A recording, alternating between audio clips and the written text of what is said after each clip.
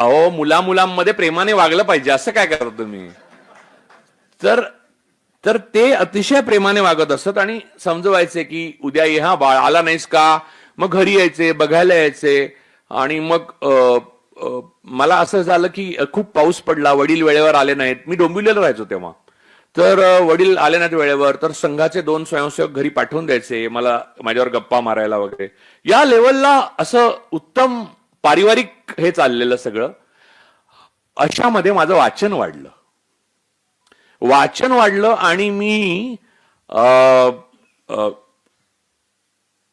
गोडसेंची पुस्तकं वाचली, गोपाळ गोडसेंची. मला वाटलं काय हे गांधीजी मनुष्य होते हा, म्हणजे फारच डेंजरस, की भारताला फारच कॉम्प्लिकेटेड परिस्थितीत आणून सोडलंय माणसानं.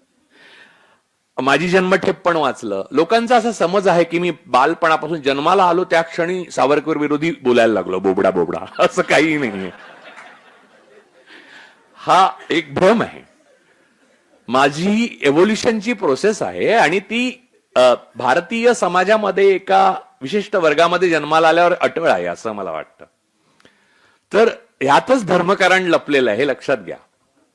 तर तर मूळ मुद्दा हा होता की माझ्या गावी माझं जे बालपण गेलं तिथे पण ही पुस्तकं मी वाचली होती, पण तेव्हा मला जेवढी कळली नव्हती तेव्हा इथे आल्यावर कळली.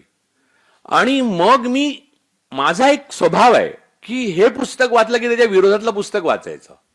हा स्वभाव कुठून आला हे मला माहित नाही, याचा उगम कुठे झाला मला आठवत नाही, खरं सांगतो. पण मी तशी पुस्तकं शोधायला सुरुवात केली. मी गांधीजींचं वाचायला सुरुवात केलं. ते तर भारीच कठीण. पहिले काय वाटलं माहितीये ना, गांधीजी फारच सोपं लिहितात म्हणून. आणि नंतर मला लक्षात आलं हे फारच कठीण आहे म्हणून, की हे सोपं जे लिहिणं आहे. विनोबा पण तसेच लिहायचे, सोपं सोपं लिहायचे.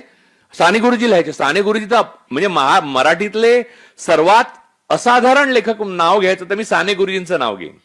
साने गुरुजींचं लिखाण जे आहे ते वाचताना नुसता तुम्हाला आनंदच मिळतो आणि तुम्हाला कुठेही भाषा वाचतो आहे असं वाटत नाही.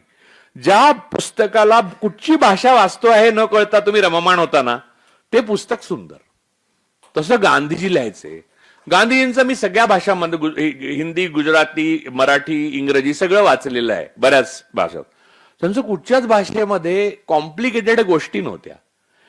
गांधीजी हे एका ओळीत जर स्पष्ट करायचे झाले तर अत्यंत धार्मिक माणूस, पण आयुष्यात कुठच्याही देवासमोर डोकं ठेवताना त्याचा एकही फोटो नाही असा होता.